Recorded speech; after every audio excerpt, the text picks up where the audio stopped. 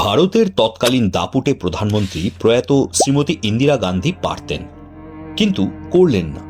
সময়টা 1971 সালের ডিসেম্বর ও 1972 সালের ফেব্রুয়ারি মাসের মাঝামাঝি। ভারত পাকিস্তান যুদ্ধ শেষ হয়েছে প্রায় 93,000 পাকিস্তানি সৈন্যের পূর্ব পাকিস্তানে ভারতের কাছে নিঃশর্ত আত্মসমর্পণের মাধ্যমে। ওদিকে পশ্চিম পাকিস্তানেও ভারতীয় সেনা প্রায় 15,010 বর্গ কিলোমিটার পাকিস্তানি এলাকা দখল করে নিয়েছে। দারুণ সুবিধাজনক অবস্থায় তখন ভারতের বহু বিশিষ্ট লোক ও প্রভাবশালী মহল ইন্দিরা গান্ধীকে প্রত্যক্ষ বা পরোক্ষভাবে অনুরোধ করল যাতে তিনি পশ্চিম পাকিস্তানের যে সমস্ত এলাকা ভারত অধিগ্রহণ করেছিল তা পাকাপাকিভাবে দখল করে কাশ্মীরে ভারত পাকিস্তান সীমানাকে সিজফায়ার লাইনের বদলে স্থায়ী আন্তর্জাতিক সীমানায় রূপ দেন এবং পূর্ব দিকেরও কিছুটা অংশ পাকিস্তানের থেকে ভারতে নিয়ে ভারতের অবস্থান শক্তিশালী করে শিলিগুড়ি করিডোরকে পাকাপাকিভাবে সুরক্ষিত করেন। ইন্দিরার ক্যাবিনেটের প্রতিরক্ষা মন্ত্রী জগজীবন রাম থেকে শুরু করে তৎকালীন বিরোধী দল জনসংঘ, পপুলার বিরোধী নেতা অটল বিহারী বাজপেয়ী, প্রধানমন্ত্রীর উপদেষ্টা অশোক পার্থসারথী, সিনিয়র ডিপ্লোম্যাট ত্রিলোকীনাথ এবং আরও অনেক বিশিষ্ট রাজনৈতিক ও প্রতিরক্ষা ব্যক্তিত্বরা ছিলেন প্রধানমন্ত্রীকে অনুরোধকারীদের তালিকায়, এবং তারা বলেছিলেন ভারতের এই সুযোগটাকে কাজে লাগানো উচিত নিজের বর্ডার ও স্ট্র্যাটেজিক ইন্টারেস্টকে সুরক্ষিত করার জন্য। কিন্তু ইন্দিরা গান্ধী সেসব অনুরোধ ও উপদেশে কান দেননি। পাকিস্তানকে ভারতের হাতে বন্দী তাদের 93,000 সৈন্যের সাথে সাথেই সমগ্র অধিগৃহীত এলাকাগুলি নিঃশর্তভাবে ফিরিয়ে দেন। কারণ ইন্দিরা গান্ধী নিজের মুখে যেটা বলেন তা হলো গুডউইল জেস্চার। তিনি ভারতকে আগ্রাসকের ভূমিকায় অবতীর্ণ করতে চাননি। আর যেটা ইন্দিরা গান্ধী বলেননি তা হলো তিনি আন্তর্জাতিক স্তরে নিজের একটি খুবই ইতিবাচক ভাবমূর্তি তৈরি করতে চেয়েছিলেন। হয়তো ঠিক তার পিতা জওহরলাল নেহরু যেভাবে নন অ্যালাইনমেন্ট মুভমেন্ট বা ন্যামের পুরোভাগে থেকে নিজের আন্তর্জাতিক ভাবমূর্তি বানাতে সচেষ্ট হয়েছিলেন।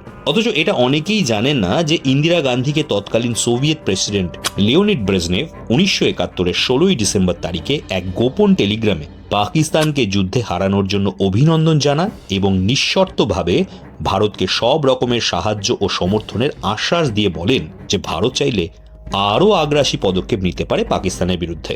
সোভিয়েত ইউনিয়ন প্রয়োজনে সামরিক সাহায্যও করবে।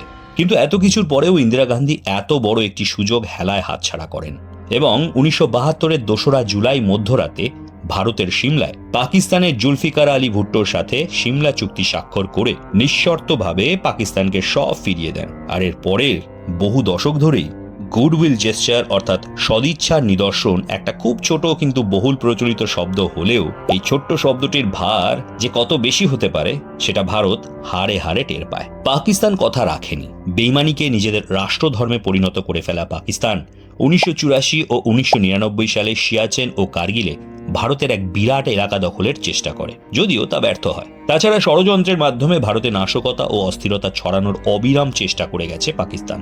আর 1971-এর লিবারেশন ওয়ারের পর সৃষ্ট আজকের বাংলাদেশ বিগত কিছু সময় ধরে ভারতের এক বিস্তীর্ণ অংশ দখল করে নেওয়ার অন্তত মৌখিক আস্ফালন জানাচ্ছে।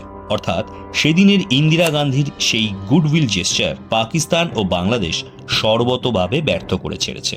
সেই কারণেই ভারতের বর্তমান প্রধানমন্ত্রী শ্রী নরেন্দ্র মোদীর নেতৃত্বাধীন সরকার ইন্দিরা গান্ধীর সেই ভুল সংশোধন করতে চায়। পশ্চিমের পাকিস্তানকে ভেঙে অন্তত 4 টুকরো করে দেওয়া নরেন্দ্র মোদী সরকারের অঘোষিত লক্ষ্য। আর এই লক্ষ্য পূরণে তারা যে পাকিস্তানের উত্তর থেকে দক্ষিণে প্রায় পুরো পাকিস্তান জুড়ে অসংখ্য বিচ্ছিন্নতাবাদী গোষ্ঠীকে মদত দিয়ে পুরো পাকিস্তানে বিচ্ছিন্নতাবাদী আন্দোলন ছড়িয়ে দিচ্ছে, সে বিষয়ে বিশ্বের তাবর প্রভাবশালী ব্যক্তি, মহল ও সংগঠন মোটামুটিভাবে নিশ্চিত। পাক অধিকৃত কাশ্মীর হোক বা খাইবার পাখতুনখোয়া প্রদেশ, বালুচিস্তান হোক বা সিন্ধু প্রদেশ, বিক্ষোভের আগুনে পুড়ে ছারখার হচ্ছে, আলাদা হয়ে যেতে চাইছে পাকিস্তান থেকে। পাকিস্তানি প্রশাসন এইসব বিচ্ছিন্নতাবাদকে দমন করতে ব্যর্থ হচ্ছে এবং নাস্তানাবুদ হয়ে ভারতের বিরুদ্ধে নানা মহলে অভিযোগ জানিয়ে বেড়াচ্ছে। ঠিক একইভাবে বাংলাদেশের জন্য ভারতের প্ল্যান পুরোপুরি রেডি। উত্তর ও দক্ষিণে বাংলাদেশের বেশ কিছুটা করে অংশ নিজেদের দখলে নিয়ে একদিকে ভারতের চিকেন স্নেক নামে পরিচিত শিলিগুড়ি করিডোরকে সুরক্ষিত করা এবং উত্তর পূর্ব ভারতকে সরাসরি বঙ্গোপসাগর পর্যন্ত বিস্তৃত করা। উত্তর বাংলাদেশের মাত্র 10 থেকে 15 কিলোমিটার চওড়া রংপুর করিডোর এবং বাংলাদেশের 28 কিলোমিটার চওড়া চট্টগ্রাম করিডোর, যা ঢাকা ও চট্টগ্রামের মধ্যে একমাত্র সংযোগস্থল, তা খুব সহজেই নিজের বিরাট সামরিক ক্ষমতার দ্বারা দখল করে। আর পূর্ব দিকের এই প্ল্যানকে ইমপ্লিমেন্ট করতে ভারত অসম্ভব দ্রুততায় কাজও শুরু করে দিয়েছে। ভারত সরকার 3টি নতুন স্থায়ী সামরিক ঘাঁটি তৈরি করেছে। অসমের ধুবুরিতে লাচিত বরফকুন সামরিক ঘাঁটি, বিহারের কিষানগঞ্জে ফরওয়ার্ড বেস এবং পশ্চিমবঙ্গের উত্তর দিনাজপুরের চোপড়ায় ফরওয়ার্ড বেস। এই 3টি ঘাঁটিতে দ্রুত ও অবিরাম রসদ সরবরাহের সহায়তার জন্য শিলিগুড়ির বেংডুবিতে একটি নতুন লজিস্টিক ইউনিটও তৈরি করা হয়েছে। ভারতীয় সেনাবাহিনীর ত্রিশক্তি কর্পস নিয়োজিত হয়েছে, যেখানে ভারতের নেভি, আর্মি এবং এয়ারফোর্সের সমন্বয় হয়েছে। তাছাড়া দ্রুত সাড়াদানের জন্য প্যারা স্পেশাল ফোর্সেস এবং কুইক রিয়াকশন ফোর্স রাখা হয়েছে, যারা কয়েক মিনিটের মধ্যে যে কোনো জায়গায় পৌঁছতে সক্ষম। আধুনিক ড্রোন ক্যামেরা এবং রাডারের মাধ্যমে সীমান্তে দিন-রাত নজরদারি চালানো হচ্ছে। এই অঞ্চলে প্রচুর সেনা মোতায়েনের সাথে সাথে অত্যাধুনিক প্রযুক্তির সমরাস্ত্র মোতায়েন করা হয়েছে। Rafale fighter jet squadron, BrahMos supersonic cruise missile regiment, S-400 air defence system সব মোতায়েন হয়েছে এখানে। কোনো বিশৃঙ্খল অবস্থার সৃষ্টি হলেও যাতে যোগাযোগ ও সরবরাহ অটুট থাকে, তার জন্য ভারত সরকার মাটির নিচ দিয়ে তেলের ও গ্যাসের পাইপলাইন, অপটিক ফাইবার কেবল এবং আন্ডারগ্রাউন্ড টানেল তৈরি শুরু করে দিয়েছে। বিকল্প রেল সংযোগের কাজও এগিয়ে চলেছে।